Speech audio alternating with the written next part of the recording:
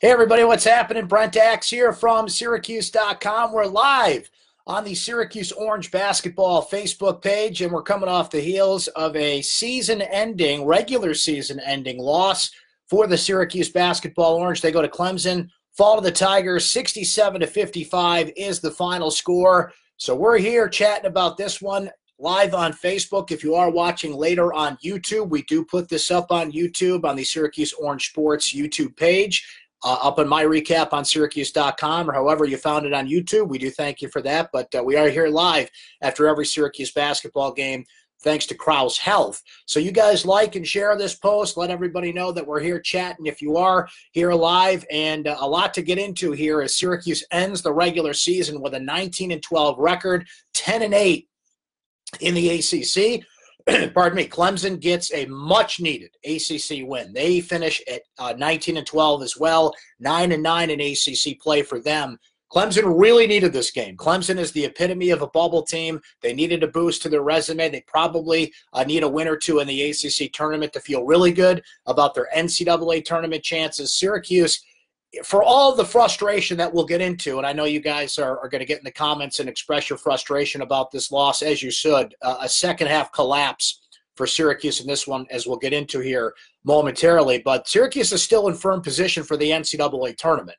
It's a weak bubble this year. You know, Clemson, as an example, is a team that went 1-9 against quadrant one teams per the net rankings and the quad system and all that stuff that we try to understand that the NCAA tournament selection committee uses to make the field. So if Clemson seems to be a team that's in now based on that, Syracuse has better numbers, better metrics, and they'll still get in the tournament. So Syracuse is the 7th seed in the ACC tournament. They will play Wednesday night at 7 o'clock, and they will play the winner of Georgia Tech and Notre Dame. So that's a game you certainly got to win. Don't give the committee any reason to doubt your resume with a late bad loss like that. And should Syracuse beat Georgia Tech or Notre Dame Wednesday night in Charlotte, they'll play North Carolina, the 2 seed, on Thursday night. So Syracuse will play again, we know, Wednesday at 7 o'clock against either against either Georgia Tech or Notre Dame after losing today to Clemson. And here's what you got to know about this game. This is the 4th time in recent games that Syracuse has blown a second-half lead, has fallen apart in the second half, and has lost a game that they led at halftime. It's the 6th overall time Syracuse has lost a halftime lead, but again, the 4th time in the last 6, and that is not good for the Orange. Now, if you look at the full numbers, that's one thing, but I want to focus on the second half. Let's look at second half numbers here. Clemson shoots 12 of 28 in the second half of this game. They were 7 of 28 in the first half. Syracuse kind of mimicked that. They go 7 of 21 in the second half of this game and shoot 33%. Clemson gets to the free throw line 18 times, and hashtag free throws matter because they made 16 of them. Marquise Reed, Clemson's big scorer, 3rd leading scorer in the ACC, one of their better players, didn't really show up in the first half. He had just 4 points, but 20 in the second half, hitting from three-point range. Really gets going for Clemson there. So all the numbers tilt towards the Tigers. Syracuse had 9 turnovers in the second half. Clemson got 9 points off those turnovers. Clemson out-rebounds Syracuse. This is just in the second half now, 24-10. So you can see the dominance in the second half for Clemson. So it tilts things their way in this sense. They go 19 of 56 overall, but remember, they shot awful in the first half of this game, but recover in the second half. On that front, Syracuse shoots 18 of 48 overall. It's incredible after Clemson's 1 of 14 start, 7 of 28 at halftime, that Syracuse actually ends up shooting worse than Clemson. Field goal percentage-wise, they were at 38%, but they go 18 of 48. Clemson makes 19 shots in this game. That's incredible to think about. Overall, on the rebounding front, Clemson dominates there by a mark of 45-30. We gave you the huge gap that Clemson had in the second half of this game. We can go through the numbers here. Syracuse just got flat-out dominated in the second half of this game by Clemson. Overall, O'Shea Brissett leads the Orange with 15 points. That's the shame of it. O'Shea actually played well in this game. You need O'Shea to be a presence in the middle. You need him to gain some momentum going into the postseason, and he did just that, but kind of a wasted performance there. He has 15 points, and 7 rebounds, played all 40 minutes for Syracuse in this game. Starters just weren't there for Syracuse. A lot of bench play today. Buddy Boeheim scores 11 points. He goes just 2 of 7 from three-point range in 25 minutes, and he's your second leading scorer, which goes to show you the struggle that Syracuse had on the offensive end. Tyus Battle, big game battle, doesn't come through here. Remember, in his freshman year, he had a big game-winning shot at Clemson. Not in this game. He scores just 10 points. He goes 3 of 11 from the field in 34 minutes. Frank Howard, another struggle, which has just become normal for this team at this point. He fouled out of the game, had just 3 points. Pascal Chukwu started strong and then fell apart, finished with just 2 points and 2 rebounds on the day, had a few block shots as well. Barama Sidibe actually came in, gave Syracuse some energy off the bench with 22 minutes. He has 8 points and 5 rebounds on the day. So a bad day for Syracuse, particularly in the second half. And the name I didn't mention is Elijah Hughes, who plays 11 minutes and does not score in this game. Syracuse's big X factor, one of their best outside shooters, kind of the guy that balances out the inside and outside scoring that Syracuse needs, doesn't even score in this game. So a big thud for Syracuse to end the regular season. And that's where you kind of have to take a step back and assess how you feel about it at this point, because, as I mentioned, look, you can look at it one of two ways. This team's frustrating.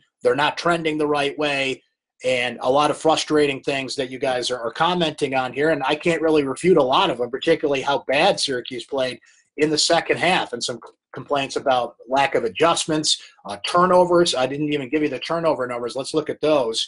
Oh, no, I think we did, right? But total turnovers, Syracuse had 18 to Clemson's 15 in this game. And again, I can go through all the numbers. Syracuse just didn't look good. Clemson looked like the more desperate team. They looked like the team that played harder. They looked like the team that, and they needed this win. Syracuse didn't necessarily need this win to get an NCAA tournament boost, but finishing 11-7 in ACC play looks a lot better than 10-8, and it erases all doubts about your resume. People are going to start doubting your resume at this point, particularly if you go lose in the first round of the ACC tournament, which would be hard to do against Georgia Tech and Notre Dame. Syracuse lost to Georgia Tech earlier this year. How hard would that be? They went 7 of 33 shooting the three-point shot in that game. Mind you, it was in the middle of January. This is March. But what Syracuse does not look like, with the second half collapses, with the offense struggling, with just kind of the patchwork way they win games these days, is a team that's building momentum going into March. Now, they didn't look like a team like that last year, and they made a Sweet 16 run. Is the defense coming around? You always have to look at the bracket and the matchups and how things work out that way. But the way they're playing is not a team that looks like it's building momentum into the postseason. It's a team that is kind of getting in its own way right now. It's a team that doesn't play with the heart and the passion and the grit that last year's team did at this time of the year. And the irony is this team has a better record than that team in ACC play and has a more solidified NCAA tournament berth. That's just based on the bracket and how things are breaking out, the weak bubble this year. But Syracuse needs to go to Charlotte and have a strong showing. That's winning game 1 on Wednesday. Then you get Carolina in that next game, should they win on Wednesday night. And Syracuse showed they could run with the Tar Heels in Chapel Hill a couple of weeks back. It was, bad officiating in the first half of that game, and Carolina dominating on the boards that Syracuse just couldn't get around. So you need a strong showing with a win Wednesday night and at least another tight game like that in that Thursday night game against Carolina heading into Selection Sunday, which is next Sunday, March 17th, St. Patrick's Day this year. So, bad showing for Syracuse, frustrating showing, a thud to end the regular season at Clemson with a 67-55 loss to the Tigers. Let's see what you guys are saying here in the comment section. I see a lot of emojis popping up. You guys hitting that sad emoji. You guys hitting the anger emoji. Is there a frustration emoji? Whatever the emoji is, it's not the happy one that you guys are hitting right now, and I get why. I certainly get why. So I'll just jump in here. You guys are going fast and furious in the comments here, so I'll try and react as quick as I can to what you're saying here. Michael saying Brent, Syracuse can still finish as a 6 seed. That's right, Michael. Meant to say as it stands right now in the ACC tournament. Thank you for correcting me on that one. Jeff noting that, and this is a good point by Jeff, that they have one ACC tournament win ever. Want to bet that they don't win number 2 this year. This has been strange. Syracuse has not had a good showing in the ACC tournament, and it's been 5 years since they've been in this league, be it in Brooklyn, be it in Greensboro, be it wherever it's been. Syracuse does not show in the ACC tournament. They got a win there last year, beating Wake Forest when they really needed one. But by and large, pretty poor performance in the ACC tournament so far. So to ask them to come in and win one and have a strong showing in game two, the track record so far on that has not been good. Jack doubting the chemistry on this team. Chemistry does look off a little bit. I know this team likes each other. I know there's no internal problems that I know of. I mean, you never know things that are bubbling behind the scenes. But last year, there was just this bond and there was this grit that they played with because they were down to 6 guys. And it was kind of that every man, us against the world kind of thing. This year's team doesn't seem to have that spark. It's a lot of one-on-one play, a lot of individual play. People are questioning what adjustments are being made, if any, in the second half. And I think we all know what Boeheim's gone through personally lately, but there's just something missing with this team. And I think there's a general frustration with this team that I understand, that I can't question. I can't quite put my thumb on either. People just look at this team and they say, there's something missing from it. I think the most obvious thing to note there is how poor they've been offensively, lack of ball movement, one-on-one play. But what it points back to is Frank Howard. Frank Howard's supposed to be your senior leader. Usually the teams that you look back on and you said, boy, I liked that team. They played hard, or I was proud of that team, or, I'm trying to think of the right way to describe it. There's like a senior leader you attach yourself to, or, even a junior, or a player that just really stood out on the emotional end, that you liked how he played. And there are players on this team that exhibit that, but I wouldn't put, Marek Dolzaj as a leader on this team, right? Tyus Battle has done that, but has had a couple of frustrating games. Scary moment, by the way, for Tyus. Hit the deck hard in the second half. He did get up, appeared to walk it off, and looks to be okay going forward there. I mean, say all you want about how Syracuse played today. They need that guy. They need that guy in postseason play, particularly in the NCAA tournament going forward. But I think that's where that general frustration comes from. Well, you like Tyus Battle and you look at the leadership that he exhibits. If you have a senior leader at point guard, you need him to be the guy. And Frank Howard is just not that. Frank Howard has just been a big disappointment down the stretch. Unfortunately for him, it was a chance for him to really go out strong. Maybe he still has that chance in the postseason, but there's really nothing to point to at this point that makes you say, boy, that guy's trending in the right direction. It just continues to be frustrating game after frustrating game for Syracuse's senior point guard at this point. Jamie saying, I feel Jalen Carey needs more minutes. How do you expect him to lead at the point if they aren't giving him any game experience? Clearly, Howard has proved to be sloppy and too slow-paced. Why not throw Carey in there?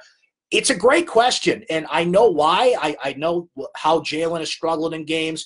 He's turning the ball over. He has been working hard at practice, has been looking better at practice, but Frank Howard has not exactly put a death grip on that position, and Boeheim, I think, is being a little too loyal to his senior guard in that spot.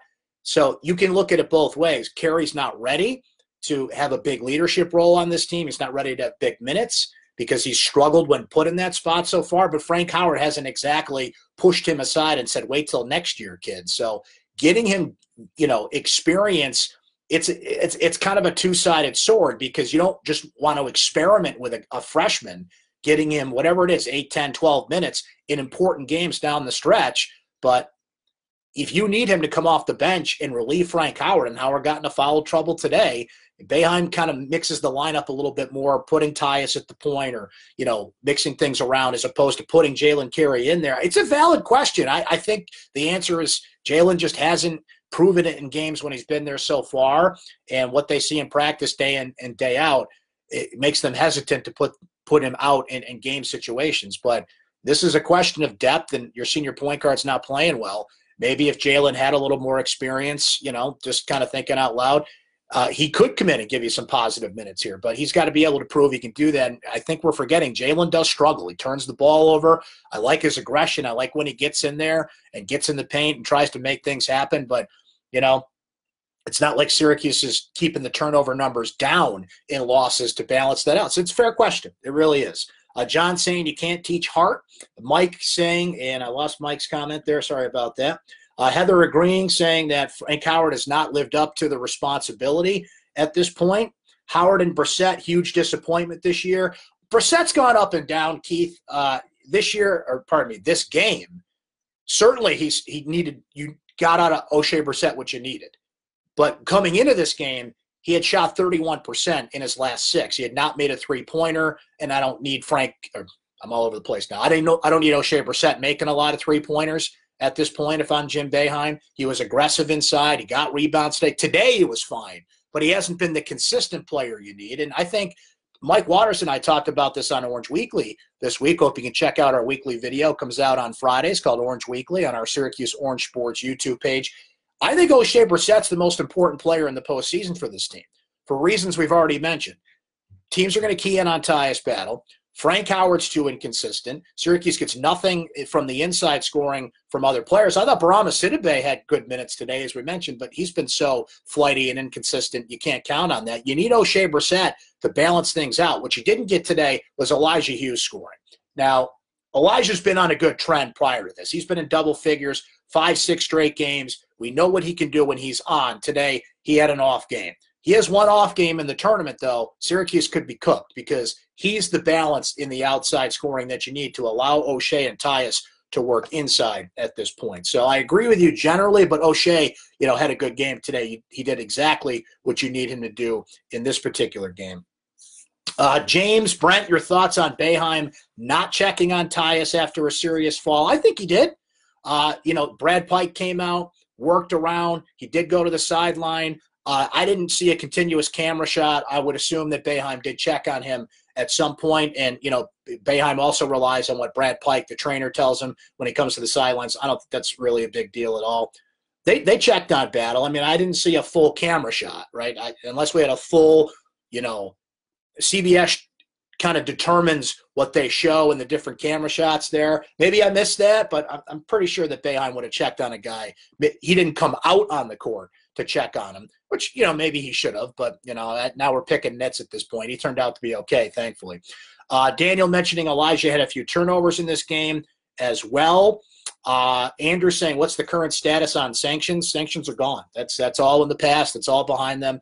Nothing affecting them at this point anymore.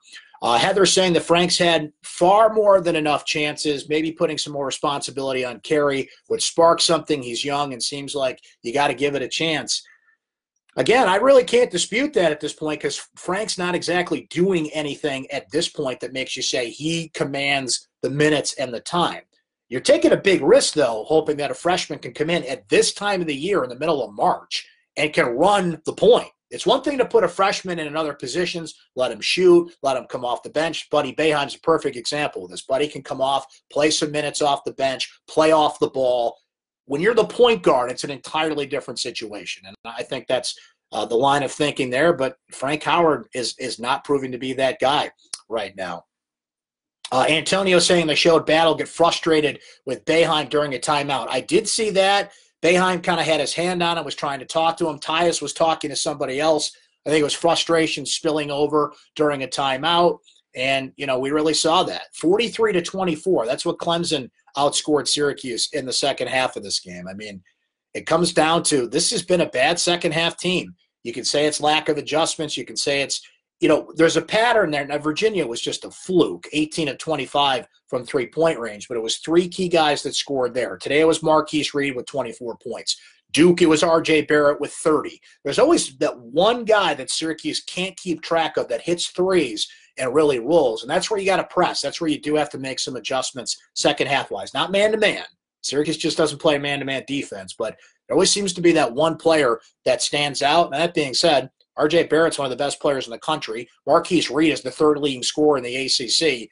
I think it stings more when it's kind of that random guy that comes off and out of nowhere scores all these points on Syracuse. At least it's Clemson's best player that went out there and exploded in the second half. And I expected him to play better. Marquise Reed's a terrific player. He's an NBA player, so you would expect him to get better, especially if he's getting some open shots. And that's where you see it game to game when people say lack of second half adjustments. I mean, that's one thing. Syracuse just doesn't move the ball.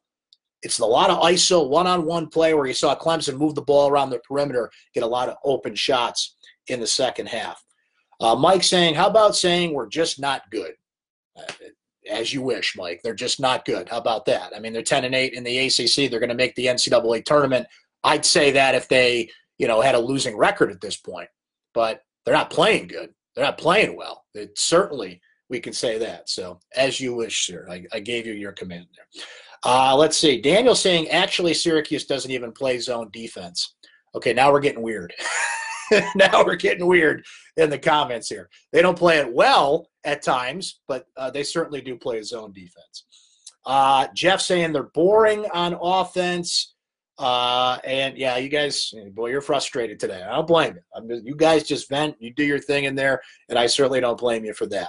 So looking ahead, Syracuse looks like they're going to be the 7 seed in the ACC tournament, which would mean they would play at 7 o'clock on Wednesday. Georgia Tech or Notre Dame would be their opponent, and then they would go on to play North Carolina. And in that instance, we know they're playing Wednesday night at 7 or 9:30, and they need a win.